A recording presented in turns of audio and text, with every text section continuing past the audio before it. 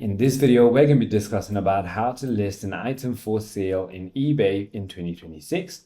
So the first thing you want to do is simply go ahead and tap on the Sell tab on the bottom right of your screen, or you could just go to your profile and look for List an Item button. You can simply go ahead and click on the plus icon that is going to be on the bottom as well, and it's going to take you to this page.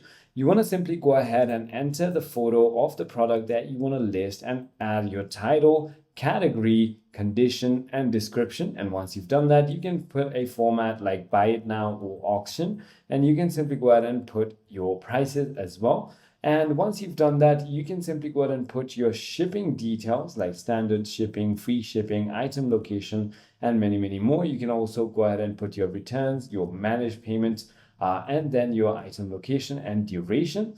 And once you simply go ahead and do so, click on list item, and your item is going to be live for people to purchase. I hope this video clarifies everything for you. If you have further more queries, feel free to comment down below, and I'll see you on the next one.